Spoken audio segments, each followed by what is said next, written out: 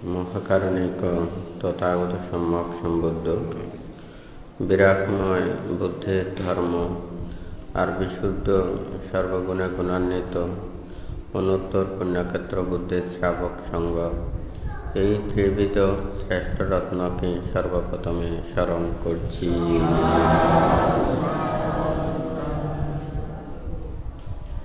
আজকে দূতাঙ্গ কুটিরে উপস্থিত অত্র দূতাঙ্গ কুটিরে সংশ্লিষ্ট দায়ক দায়িকা উপাসক উপাসিকা তথা বিভিন্ন জায়গা হতে যাহারা সমবেত হয়েছেন, আপনাদের উদ্দেশ্যে কিছু ধর্ম উপদেশ প্রদান করার প্রারম্ভে প্রত্যেকের প্রতি মৈত্রীপূর্ণ আশীর্বাদ জানাচ্ছি।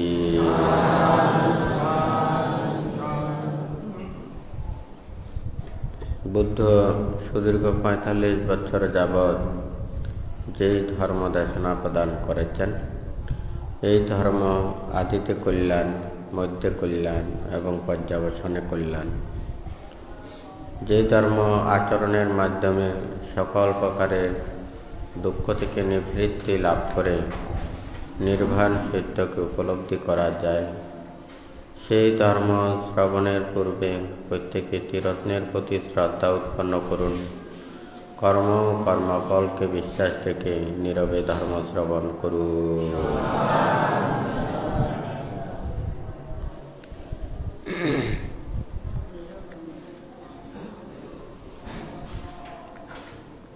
বুদ্ধ যাহা কিছু দেশনা প্রদান করেছেন নির্বাণ লাভের জন্য, মুক্তি পাওয়ার জন্য, বুদ্ধ বলেছেন কান্তি পারমাং তপো তিতিক্ষা নির্বাণং পারমাং বাধান্তি বুদ্ধা। নির্বাণকে শ্রেষ্ঠ বলেছেন ক্ষমা, ধৈর্য ও সহ্যই প্রকৃত তপস্যা। তাহলে একটা হচ্ছে ধ্যান আর একটা হচ্ছে নির্বাণ। এই প্রসঙ্গ নিয়ে বুদ্ধ বলেছেন আমরা সাধারণত বান্তে কয়েক সপ্তাহ যাব এই ধ্যান সম্পর্কেই বান্তে বলছেন। আমরা মানুষের মধ্যে আমরা ধ্যানকে যতটুকু বোঝার জন্য চেষ্টা করি, শুধু বসে থাকা, মনটাকে স্থির করা বা চোখ বন্ধ করে রাখা, এইভাবে বিভিন্ন প্রকারে বলা হয়ে থাকে। কিন্তু বুদ্ধ যে প্রকৃত তত্ত্ব বলেছেন ক্ষমা, ধৈর্য, সহ্য হচ্ছে প্রকৃত তপস্যা বা ধ্যান, আর নির্বাণটাই হচ্ছে শ্রেষ্ঠ। এখানে এই ধ্যানকে নিয়ে বান্তে কয়েক সপ্তাহ যাবৎ বান্তে বলেছেন। আজকেও সেই প্রসঙ্গ নিয়ে বান্তে বলছেন। গত সপ্তাহে বান্তে বলেছেন এই ক্ষমাটা এমনি উৎপন্ন হতে পারে না। ক্ষমা উৎপন্ন হয় প্রথমে মৈত্রী, করুণা।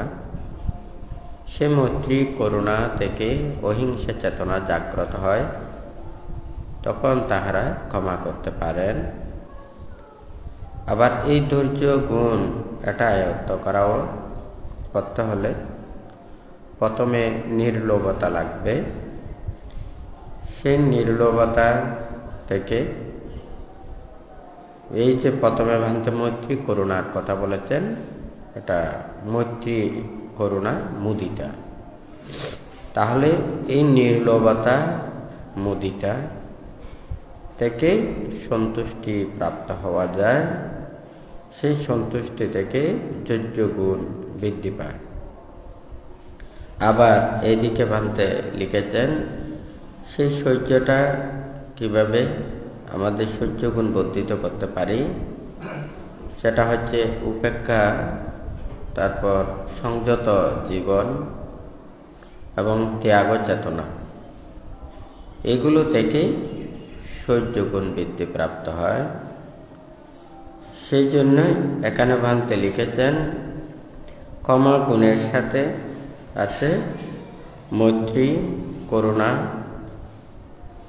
আর হচ্ছে যে অহিংসা। আর ধৈর্য গুণের সাথে আছে মুদিতা, নির্লোভতা এবং সন্তুষ্টি। আর সহ্য গুণের সাথে আছে উপেক্ষা, সংযত বা সংযম জীবন এবং ত্যাগ। এগুলোই আমাদেরকে সহ্য গুণ বৃদ্ধি করে। তো এখানে মূল প্রকৃত তপস্যা হচ্ছে এই গুণগুলোকে আয়ত্ত করা বা অর্জন করা। মৈত্রী, করুণা, মুদিতা, উপেক্ষা, অহিংসা, নির্লোভতা, সন্তুষ্টি, সংযমতা, ত্যাগ, ক্ষমা, ধৈর্য ও সহ্য। এই গুণগুলোকে বর্ধন করার নামই হচ্ছে দেয়া। তা আমরা যখন নিজেদের সে কাপড়গুলোকে যদি পরিষ্কার করতে চাই, আমাদের পানি লাগে, পানির সাথে আমাদের সাবান লাগবে। পানিতে এমনি ডুবিয়ে রাখলে ওখানে সবগুলো ময়লা ওখানে দূরীভূত হবে না, তাহলে সাবান লাগবে। সাবান দিয়ে এটা আস্তে আস্তে পরিষ্কার করতে হবে। ঠিক তদ্রূপ চোখ বন্ধ করে বা বসে, যথাস্থানে বসে নিজের মনটাকে স্থির করার জন্য আমাদেরকে যে কোনো বুদ্ধ 40 প্রকার সমত ভাবনা দিয়েছেন এবং বিদর্শন ভাবনাও দিয়েছেন। তাহলে 40 প্রকার সমত ভাবনা ও বিদর্শন ভাবনা দ্বারা ওনারা যে কোনো ধ্যান দিয়ে নিজের মনটাকে স্থির করতে হবে। তো স্থির করে আমাদের এই গুণগুলোকে আয়ত্ত করতে হবে। এই গুণগুলোকে আয়ত্ত করতে না পারলে ওই ধ্যানের কোনো ওখানে প্রকৃত যাহা আশা করার এটা পাওয়া সম্ভব না। তাহলে আমাদেরকে এটাই বুঝতে হবে, ধ্যান আমরা যত করব আমাদের এই গুণগুলো বর্ধিত হবে।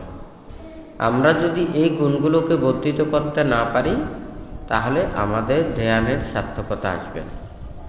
তো এই গুণগুলো আয়ত্ত করে ওখানে যে অনিত্য, দুঃখ, অনাত্মার কথা বলেছেন, এটা হচ্ছে ভাবনার কথা। আপনার এইগুলো না থাকলে ওই চেতনা জাগ্রত হবে না। একটা গাছে যেমন নিচে আগাছা থাকলে ওই গাছটা বর্ধিত হতে পারে না, ওখানে পানি না পেলে তাহলে ওটাও যেমন রাখা যায় না। পরিচর্যা করতে হবে, যথাসময়ে পানি দিতে হবে, তাহলে ওই গাছ থেকে ফল পাওয়া যায়। আমাদের এই ধ্যানের মাধ্যমে এই গুণগুলোকে বর্ধিত করতে হবে। অনিত্য, দুঃখ, অনাত্মা এটাকে উপলব্ধি করতে হবে। এখানে আগের কাজ আগে করতে হবে, পরের কাজটা পরে। এখন আগের কাজ কি, পরের কাজ কি? আপনারা যদি প্রথমে যদি অনিত্য, দুঃখ, অনাত্মা ভাবেন তাহলে এটা ভুল হবে। অনিত্য, দুঃখ, অনাত্মা এটা আসবে তো অনেক পরে। অনিত্য, দুঃখ, অনাত্মা এটা উপলব্ধি হচ্ছে আপনার জ্ঞান উৎপন্ন হলে, প্রজ্ঞা উৎপন্ন হলে, যখন এই পৃথিবীর সমস্ত কিছু দুঃখ সত্যকে উপলব্ধি করতে পারবেন। কিন্তু দুঃখ সত্যকে উপলব্ধি না করে যদি আপনারা প্রথমেই যদি অনিত্য, দুঃখ, অনাত্মা ভাবেন তাহলে এটা ভুল হয়। যেমন মনে করেন কোনো মানুষ নিজের জীবন অনেক কিছু কর্ম করেছেন, বিদ্যা শিক্ষা নিয়েছেন, অনেক অভিজ্ঞতা অর্জন করেছেন, শিল্প অনেক কিছু মেধা অর্জন করেছেন, সব কিছু অর্জন করে এটার কর্ম সাধন করে তাকে বসতে হবে। এখন এই কর্মগুলো সাধন না করে যদি বসে তাহলে তাহার যেমন ওখানে কোনো প্রকারের মেধা, জ্ঞান এগুলো বর্ধিত হবে না, চিন্তা করতে পারবে না, ভাবতে পারবে না। তো এখানেও এই অনিত্য দুঃখ অনাত্মাটা হচ্ছে যে সর্বশেষে।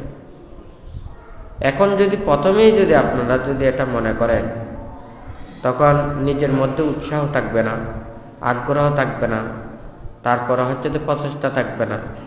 উৎসাহ, আগ্রহ, প্রচেষ্টা এগুলো না থাকলে তখন নিজের মানে জড়তাভাব বৃদ্ধি পায়। তো বুদ্ধ তো যে ধ্যানের কথাগুলো বলেছে তার এই গুণগুলোকে বর্ধিত করে। লোভ, দেশ, মোহ, হিংসা, বিদ্বেষ, সংযোজন, ক্লেশ এগুলোকে ধ্বংস করা। এগুলো ধ্বংস করতে পারলে তাহারা নিজেরা সমস্ত কিছুকে পরিহার করে একেবারে ত্যাগময় জীবনে থাকতে পারেন। ওনারা নিজের মনটাকে স্থির করতে পারেন এবং সবসময় নিজেকে রক্ষা করতে পারেন। কিন্তু আমাদের এখানে প্রথমের বিষয়গুলো যদি আমরা প্রথমে না ভেবে শেষের বিষয়গুলো যদি আমরা প্রথমে ভাবি, তাহলে আমাদের এটা প্রকৃত ওখানে মানে প্রজ্ঞা লাভ সম্ভব না। বুদ্ধিজ্ঞান লাভের জন্য উনি দেখুন ওখানে জন্মান্তরে 30 পারমে পূর্ণ করেছেন এবং শেষ জন্মেও 6 বছর কঠোর ধ্যান করেছেন চতুরাজ্য সিদ্ধকে উপলব্ধি করার জন্য।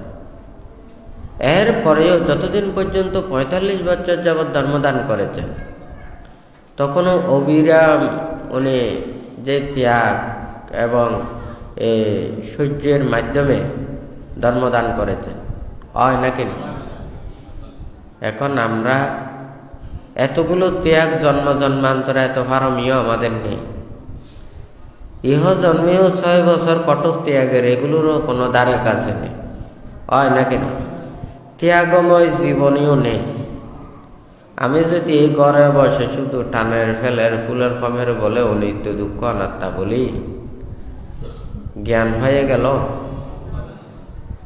হ্যাঁ, এই গুণগুলোকে আয়ত্ত করতে হবে।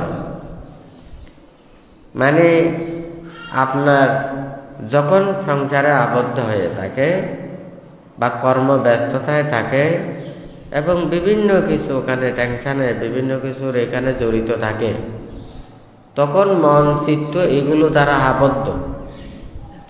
এখনো পর্যন্ত আপনারা এই সংসার চক্রের ভিতরেই আছেন, এগুলো থেকে বাহির হতে পারেন না। যতদিন পর্যন্ত মন এই জগতের মধ্যে বিচরণ করবে, মনের মধ্যে আর দুঃখ অনুভব হবে না। যখন এগুলো থেকে বাইরে নিয়ে যাওয়ার জন্য চেষ্টা করবে, তখন ওই মন উৎপাত শুরু হবে। এখন মনে যা উৎপন্ন হচ্ছে সেটা করতেছে, যেটা দেখার জন্য, শোনার জন্য, খাওয়ার জন্য, চলার জন্য।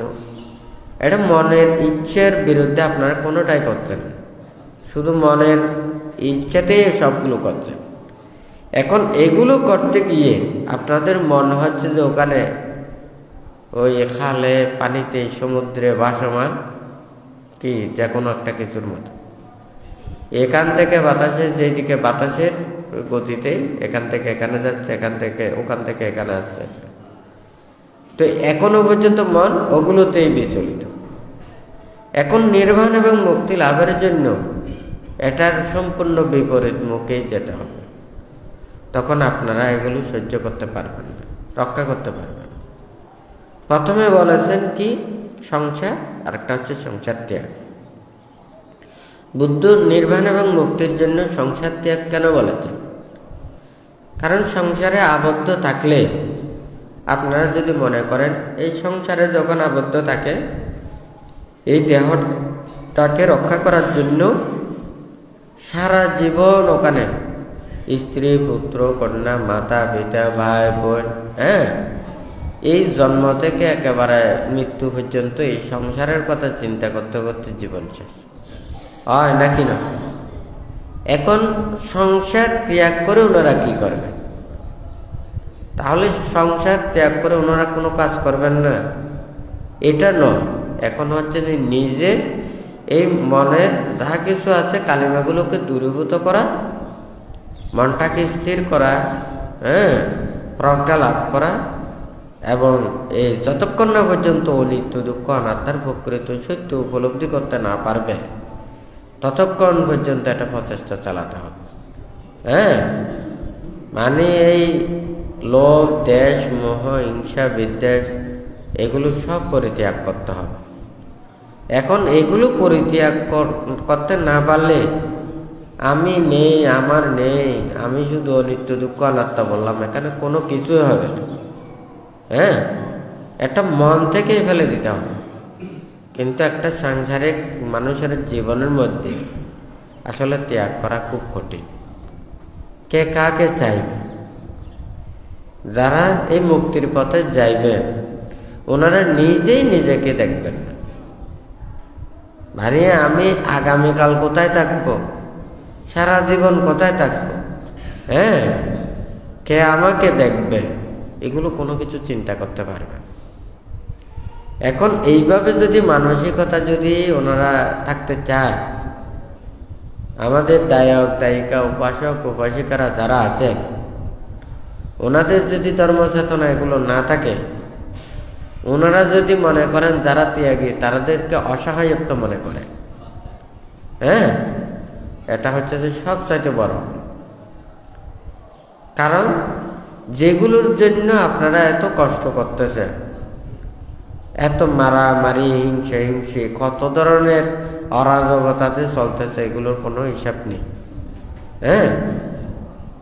আপনারা নিজেরাও একটা সব সময় দেখেন, আপনারা যদি পথ দিয়ে যান, যে কোনো কাজ করেন, মান অহংকার নাকি না, আরো কত কিছু যে আছে ওখানে ঠিক ঠিকানা নেই।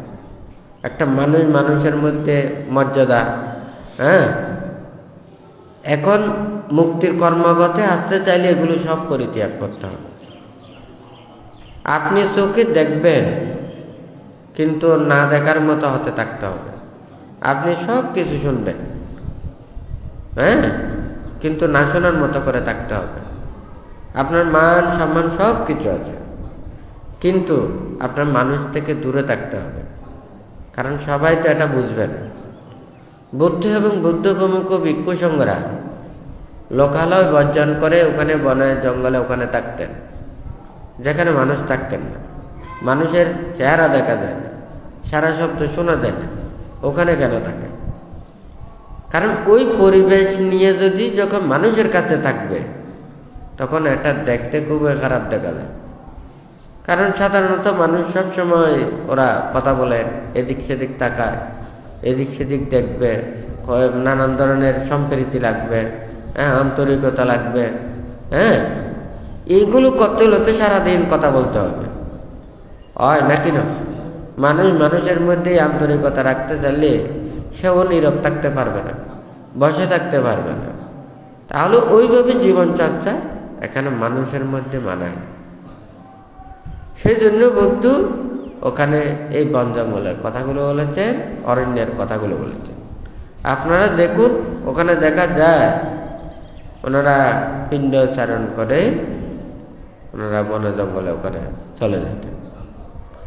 ওখানে যার যার কর্ম সমাধা করতেন, নিজেকে রক্ষা করতেন, ধ্যান করতেন,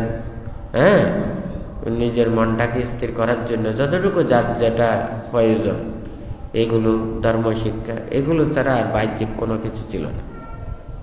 কিন্তু আমাদের তো মনে হয় নির্বাণ মুক্তির কর্মটাই সবচেয়ে সহজ মনে করে, কিন্তু কঠিন কাজটাই হচ্ছে যেটা নিজের মনটাকে সংযত রাখা, এটা বসে থাকা না। মনটা বাইরের দিকে নিতে পারবে না, ভিতরের জগতে নিতে হবে। আমি যদি এমনি যদি বসে থাকি এটা হবে না। আমার কাছে কি থাকতে হবে? শীল থাকতে হবে, আমার তাকে বিনয় থাকতে হবে, আমার থাকতে ধর্মজ্ঞান থাকতে হবে।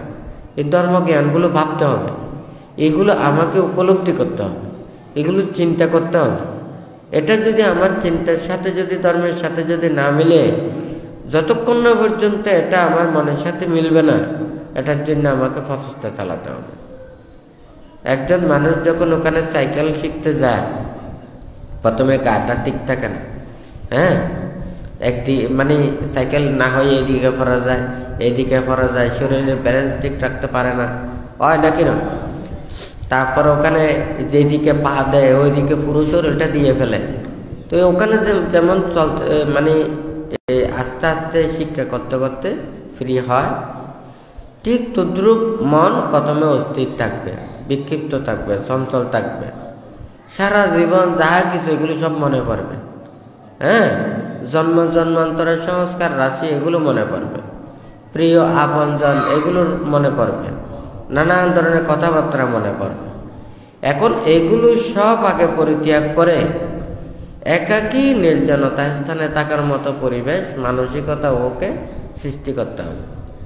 তখন ও কোনো কথাবার্তা বলবে না, কারোর সাথে কোনো মিশবে না, একাকী থেকে সে নিজেকে দর্শন করবে। সে সবসময় ভাববে ওই ধ্যানের কথাগুলো, জ্ঞানের কথাগুলো, প্রজ্ঞার কথাগুলো, এগুলো ভেবে ওখানে এই সত্যগুলোকে উপলব্ধি করতে হবে।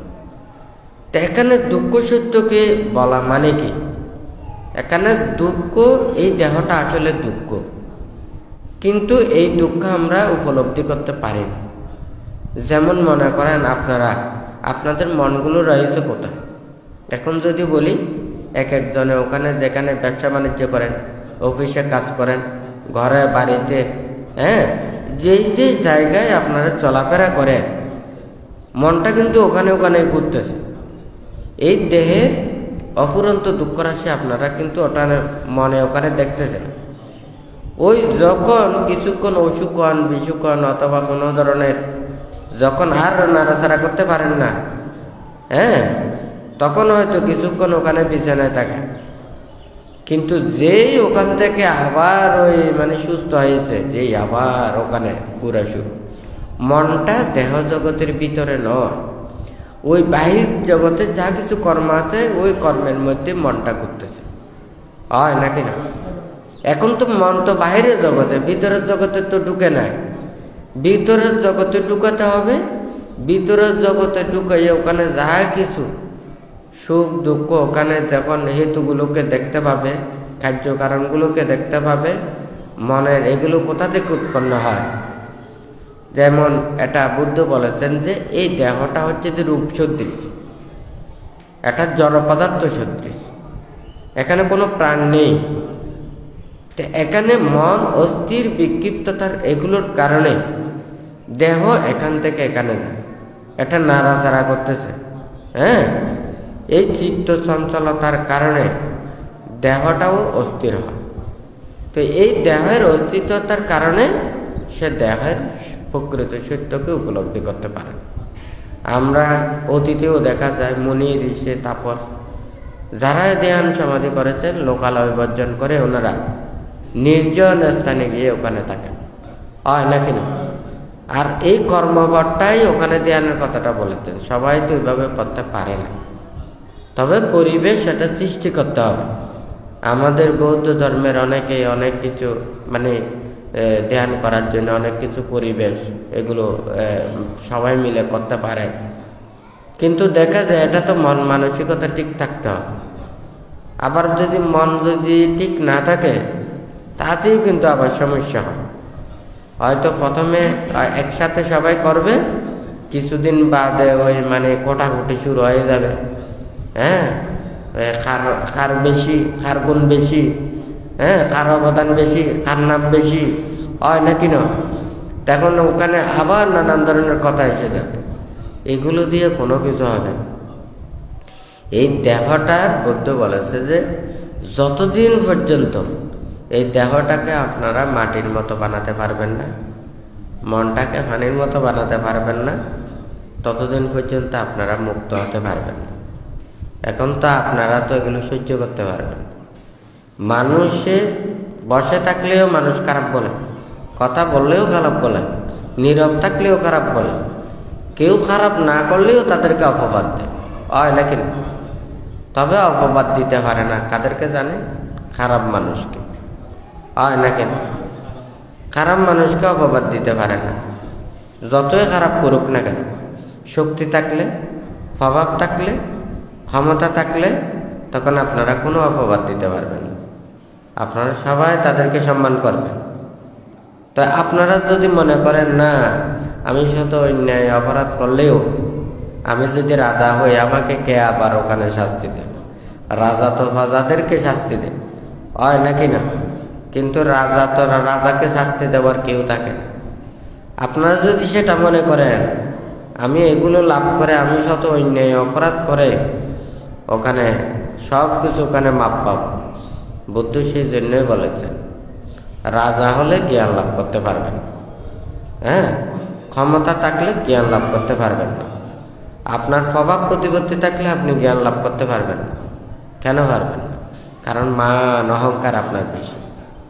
আপনি শত অন্যায় করবেন কারণ আপনার ক্ষমতার জোরে, কিন্তু আপনি কেন ওখানে জ্ঞান লাভ করতে পারবেন?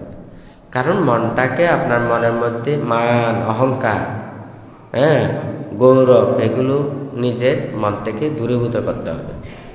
আপনি ভালো কাজ করবেন, সৎ কাজ করবেন, নীতির কাজ করবেন, কিন্তু মনের মধ্যে অহংকার রাখতে পারবেন। সেই জন্য বলেছে যে অহংকার পতনের, হয় নাকি না? রাজা তো সব চাইতে বেশি অহংকার, কথা ঠিক আছে? ওনারা নির্বাণ এবং মুক্তির কর্মপথের জন্য ওরা এই পতন সদৃশ। বুদ্ধের সময়ে বুদ্ধ বলেছেন, তো বুদ্ধের কাছে যখন রাজা আসতেন, তো বুদ্ধ বলেছে যে আমরা যে কর্মভারটা নিয়েছি, এখন যদি আমি রাজত্ব পরিত্যাগ করি আমার শত্রুরা আমাকে আক্রমণ করবে। এখন আমার জীবনটাকে নিয়েও টানাটানি হবে, আমি জীবন রক্ষা করব নাকি আমি মুক্তির কর্মপথে যাব? হ্যাঁ, তখন ওনারা জীবনের কথাটা চিন্তা করে আর মুক্তির কথার দিকে আসতে পারে না। হ্যাঁ, তো সেই জন্য বুদ্ধ বলেছে যে ওনারা যদি প্রজ্ঞা লাভ করতে চায় ওই রাজত্ব পরিত্যাগ করতে হবে। এটাকে উপলব্ধি করেছেন রাজা বিম্বিসার।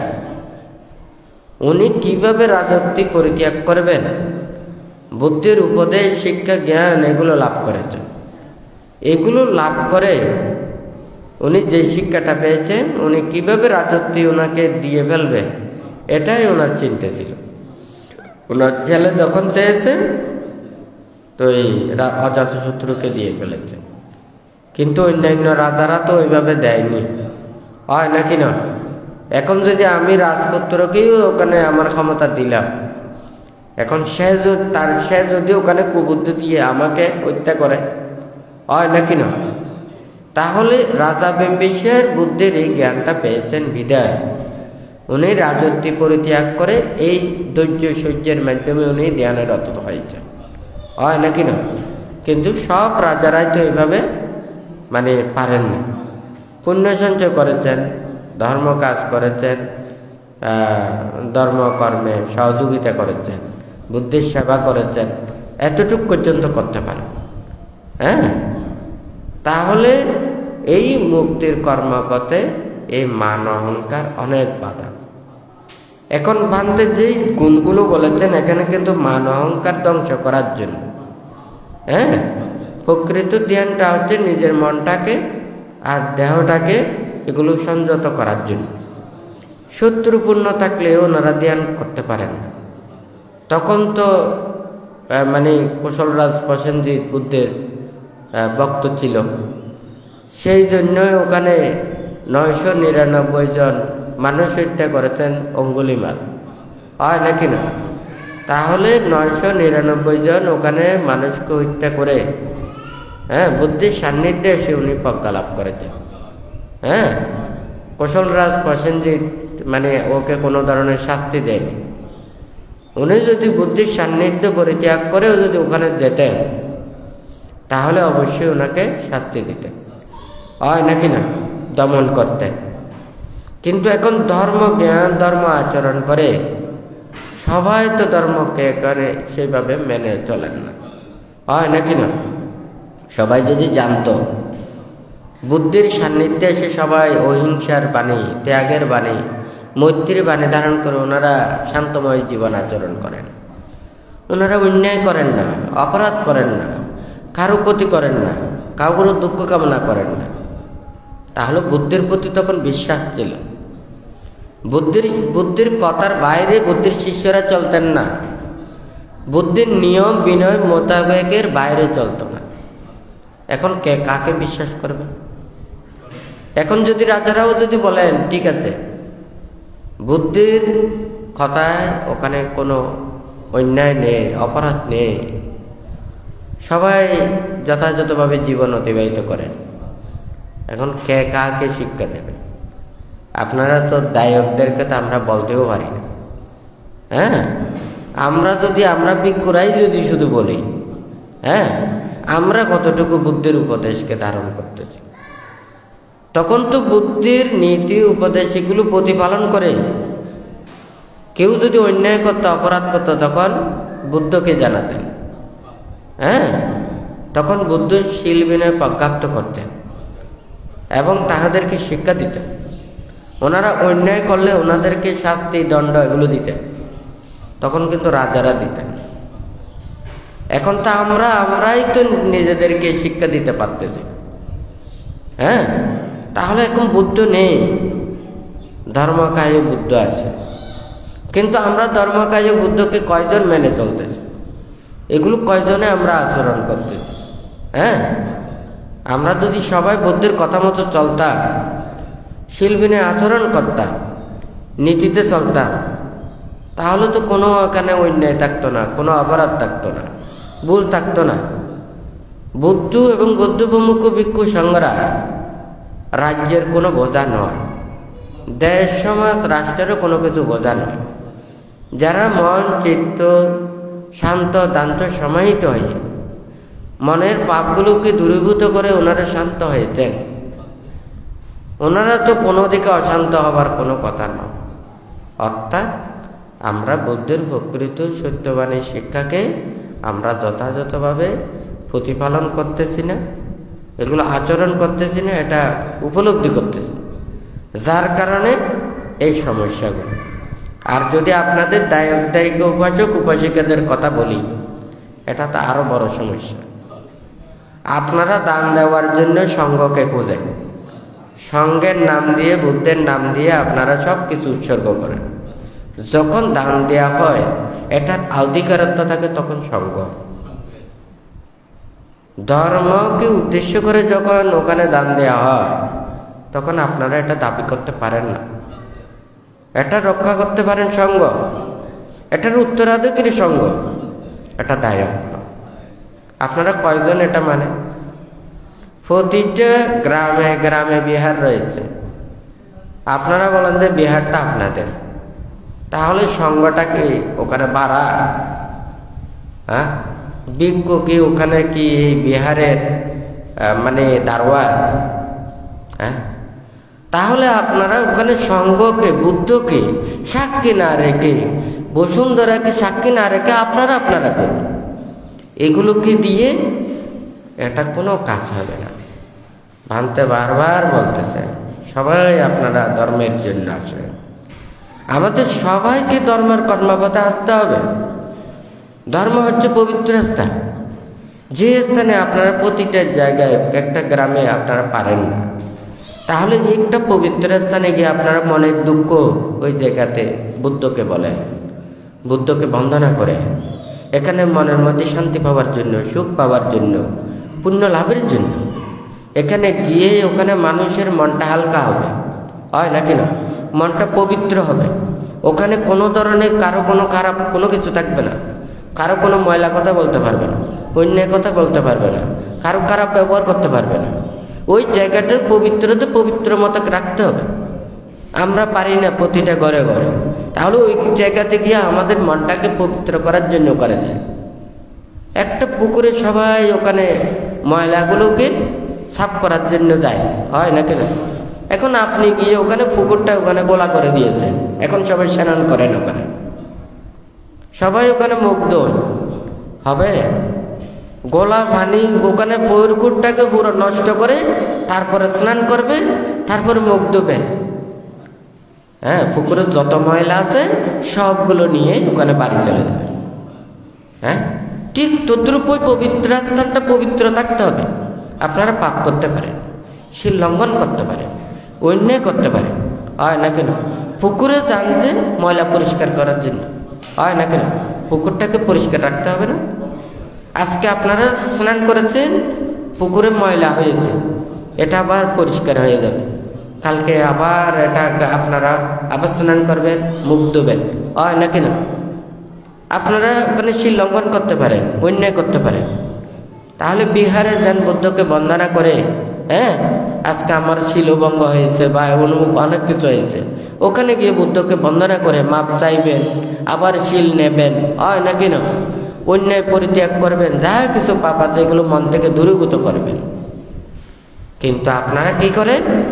আগে গিয়ে পুকুরটাকে গোলাবেন ভালো মতে, তারপরে স্নান করবেন, মুখ ধুবেন, বাড়ি থেকে যা ময়লা নিয়ে এসেছেন তার চাইতে আরো ময়লা করে বাড়িতে যাবেন। কি এটা সত্য কথা না? তো ধর্ম শিক্ষা কি আপনাদেরকে এটাই দিয়েছে?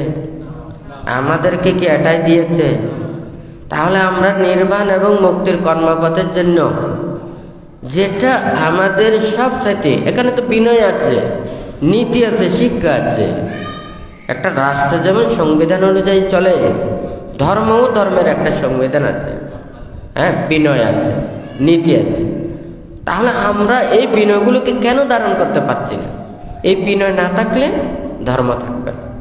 আপনারা আপনাদের নিয়মগুলো মানতে হবে, আমাদেরটা আমাদেরকে নামতে হবে। আপনারা বান্তাদেরকে যেমন তেমন আচরণ করতে পারবেন না, ব্যবহার করতে পারবেন না। ভিক্ষু হচ্ছে যে সঙ্ঘের প্রতিনিধি। কোনো ভিক্ষু অন্যায় কিংবা অপরাধ করলে এটার জন্য সঙ্ঘই ওখানে ওনার জন্য ডিসিশন দিতে পারবেন, কোনো দায়িত্ব দিতে পারবেন না। হ্যাঁ, বিহার হচ্ছে সঙ্ঘের স্থান, হ্যাঁ সঙ্ঘের প্রতিনিধি হচ্ছেন ভিক্ষু। আপনারা সেই স্থানে গিয়ে, পবিত্র স্থানে গিয়ে মনটাকে কি নিজের পবিত্রতা সাধনের জন্য ওই স্থানে যান, হয় নাকি না? একজন ধর্ম করলে যতটুকু পুণ্য হয় তার চাইতে একত্রিত হয়ে সবাই যদি এক মনের মানুষ পুণ্য কাজ করে, ধর্ম কাজ করে, আরো বেশি সেটা পুণ্য বর্ধিত হয়। তাহলে সেই স্থানটাকে আপনারা বিহার বলেন, হয় নাকি না? তাহলে এটার পবিত্রতা রক্ষা করতে হবে, হ্যাঁ এটাকে সুন্দরভাবে রক্ষা করতে হবে। আমরা যদি সেটা মনে করি, তাহলে আমাদের ভিক্ষু, সামন, দায়ক, দায়িকা, উপাসক, উপাসিকা প্রত্যেকেরই আমাদের এটা রক্ষা করা উচিত। আপনারা মনে করুন, আপনারা প্রতিটা মধ্যে দেখেন, একটা যদি ধর্মকে নিয়ে কেউ যদি কোনো কিছু বলে, হ্যাঁ অপবাদ দেয়, বদনাম করে, দুর্নাম করে, আপনাদের খারাপ লাগে না?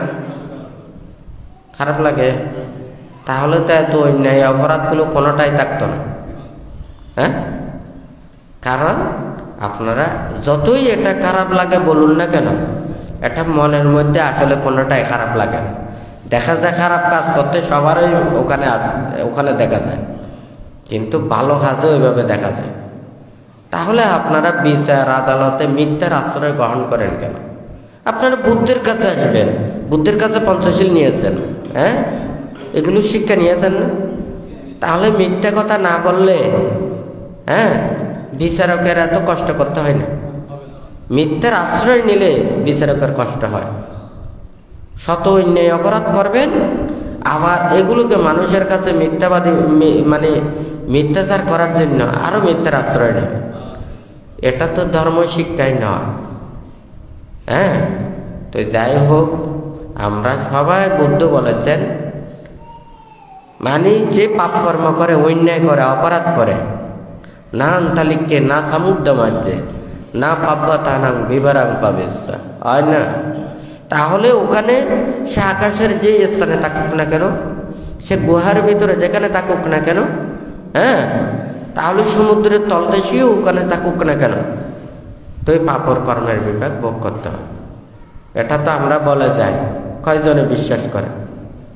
বলবে যে আমি যত মিথ্যাচার করি, অন্যায় করি, অপরাধ করি, আমাকে বলার কেউ নেই, আমার কাছে সব আছে, আমার কাছে চেয়ারম্যান আছে, মেম্বার আছে, হ্যাঁ যত প্রতিনিধি আছে, যত ক্ষমতাধর আছে, আমি শত অন্যায় অপরাধ করে যাবো, আমাকে কেউ ওখানে খারাপ বলতে পারবে। এটা তো ধর্ম শিক্ষাই নয়, এটা তো নীতি শিক্ষাই নয়, এটা প্রজ্ঞা লাভের শিক্ষাই নয়। যাই হোক, সবাইকে ধর্ম কর্মপথে এসে ধর্মটাকে ধারণ করতে হবে। সকল ধর্মে ওখানে ভালো কথা বলেন, ওখানে খারাপ কথা বলেন না। তাহলে আমরা ধর্মের নাম দিয়ে অপবিত্রতা করাটা মানে ধর্মকে নষ্ট করা হয় নাকি না?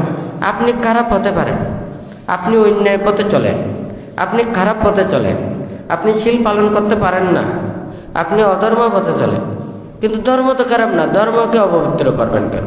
আপনি না পারলে নেই ধর্মকে খারাপ বলার, এটা ঠিক না। আমি ধর্মকে রক্ষা করতে পারি না, হ্যাঁ, আমি ধর্মের শ্রীবৃদ্ধি করতে পারি না, আমি ধর্মকে নষ্ট করব কি করে? হ্যাঁ, নষ্ট করার অধিকার কারো কাছে নেই, আপনাদের সৃষ্টির অধিকার আছে। হ্যাঁ, সেই জন্য ওনারা বলেন আমরা সৃষ্টিতে আছি, আমরা ধ্বংসতে নেই। যে ধ্বংস করবে তার জন্য আমরা প্রতিরোধ করব, যে সৃষ্টি করবে তাদেরকে আমরা মানে সাহায্য করব, হয় নাকি না? ধর্ম তো তাই বলে, ধর্ম বলে যে ভালো কাজের অধিকার আছে, খারাপ কাজের অধিকার নেই।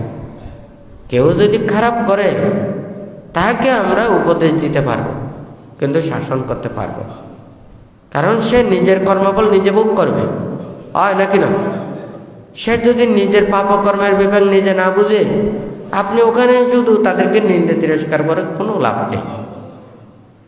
কয়লা ময়লা, কয়লা ধরলেও ময়লা বাঁচবে, আপনি ধুইতে চাইলেও কয়লা শেষ না হওয়া পর্যন্ত ময়লাটা যাবে না।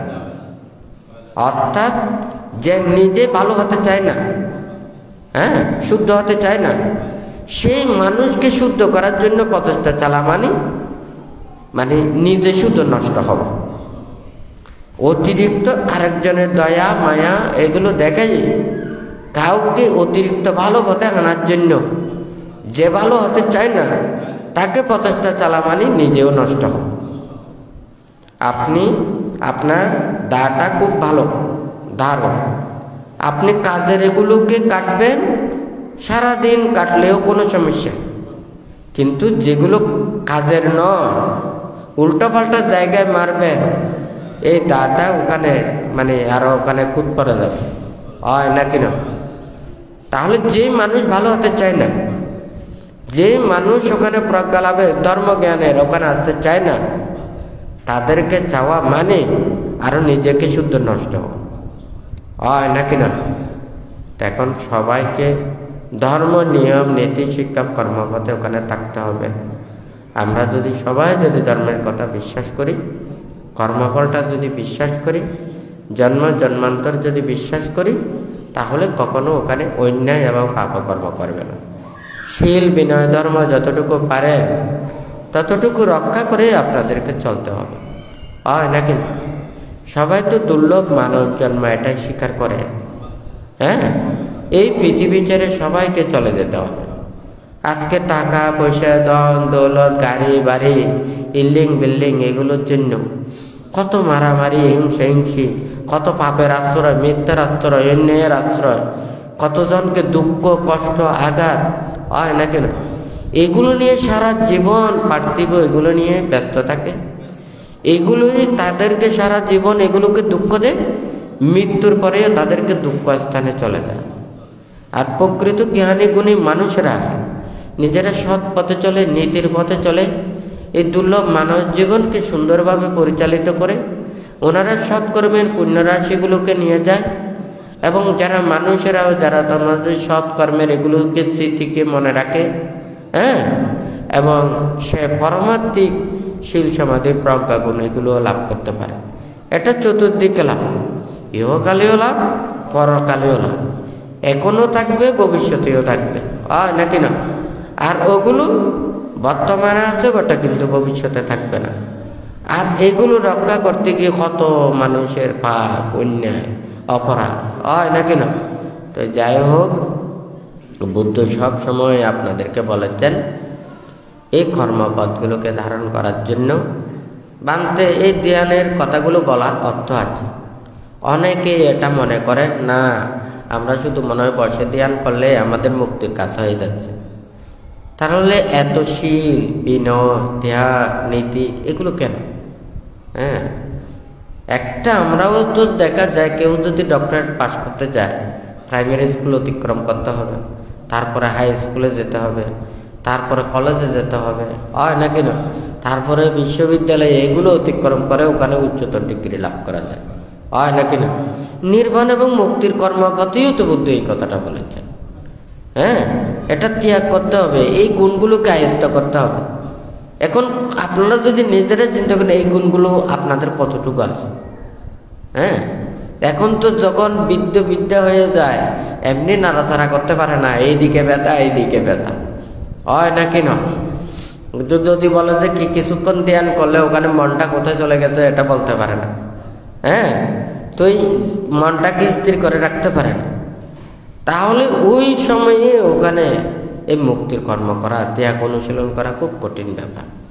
তবে নিজের মনটাকে যদি কন্ট্রোল করে, এই লোভ দেশ মোহ হিংসা বিদ্বেষ পরিত্যাগ করে, মায়া মমতা এগুলো পরিত্যাগ করে নিজের মনটাকে রক্ষা করে যদি সব প্রাণীর প্রতি মৈত্রী ভাবাপন্ন হয়ে কারো প্রতি রাগ ক্রোধ বিদ্বেষ হিংসা এগুলো পরিত্যাগ করে ও যদি সে অনিত্য দুঃখ অনাত্মা এটা ভাবতে পারে, নিজের মনটাকে সবসময় কন্ট্রোল করতে পারে, তো বুদ্ধির সময় তো দেখা যায় শ্রোতাপত্তি সুক্রেতাগামী অনাগামী পর্যন্ত ওখানে লাভ করেছেন। কোথায়? গৃহী ধর্মে, হয় নাকি না? তা এখন তো দেখা যায় আমরা তো মনে করেন ওখানে গৃহী ধর্মের কথাটা দূরে থাকবে, সংসার ত্যাগ করে ব্রহ্মচর্য জীবনেও জ্ঞান লাভ করাটা অনেক কঠিন হয়ে যাচ্ছে। ভান্তে এক সময় বলেছেন, ভান্তে আগেই বলেছেন, এই প্রযুক্তি যতদিন পর্যন্ত এই প্রযুক্তিকে এই ধর্মের সাথে ব্যবহার করবে এই ধর্মটাকে নষ্ট করে ফেলবে। ভান্তে বারবার ওখানে বলেছে এটা তো মোবাইলে যে ফেসবুক আইডি ইন্টারনেট এই সমস্ত মোবাইল টোবাইল যতদিন থাকবে সাধকের আর ধ্যান হবে না। মোবাইল সাধকের সাথে রাখতে পারবে না। এইটা হচ্ছে যে বাইরের জগৎটা আরো ভিতরের জগতে ঢুকা। এখন মোবাইল ছাড়া তো কেউ চলতে পারে না, হয় নাকি না? এটা এখন বড় দেয়া, তো এখন সবাই জানে ওখানে এই প্রযুক্তিতে কত মানুষের ক্ষতি করতেছে, মন চিত্ত স্থির বিক্ষিপ্ত চঞ্চল। এখন সাধক যদি এগুলো নিয়ে ব্যস্ত থাকে আর ধ্যানটা কোথায় বলুন তো? তাহলে এক সাধকের উচিত আমরা বাহিরের জগতের এগুলোকে পরিত্যাগ করে বুদ্ধ যে নির্বাণ পদায়ক সত্য ধর্মগুলো বলেছেন, ত্যাগ এবং বিরাগপূর্ণ কথাগুলো বলেছেন, এগুলোকে সবসময় ভাবতে হবে, চিন্তা করতে হবে। এখন আমরা নিজেই নিজেকে রক্ষা না করে শুধু অপরজনকেই বেশি উপদেশ দিতে। এখন তো শিক্ষার অভাব নেই, জ্ঞানের অভাব নেই, এখন চাপ দিলেই ওখানে জ্ঞান শিক্ষা অনেক দেখা যায়, হয় নাকি না? এখন সব মানুষ মনে করে এখন আমরা সবাই অনেক বড় বড় জ্ঞান, কারণ ওখানে অনেক কিছু জানা হয়ে গেছে, কিন্তু এই জানাটাই আমাদেরকে শেষ করে ফেলতেছে। যত জানার আগ্রহ থাকবে, ইচ্ছে থাকবে, জানবে, মনটা অস্থির হবে, বিক্ষিপ্ত হবে, চঞ্চল হবে, এগুলো নিয়ে সব সময় ঘুরবে। এখন যদি আপনি শুধু ওই ত্যাগের বিরাগের কথাটা ভাবেন তখন মনটা নির্বাণমুখী হবে। এখানে বাহিরের জগতের এগুলো পরিত্যাগ করতে না পারলে মনটাকে ভিতরের জগতে নেওয়া যাবে না। বুদ্ধ ভিতরের জগতে নেবার জন্য এই 37 প্রকার বোধিপক্ষীয় ধর্মের কথা বলেছেন। এই 37 প্রকার বোধিপক্ষীয় ধর্মগুলোকে ভাবলে, চতুরার্য সত্যকে উপলব্ধি করতে পারলে ওনারা প্রজ্ঞা লাভ করতে পারবেন।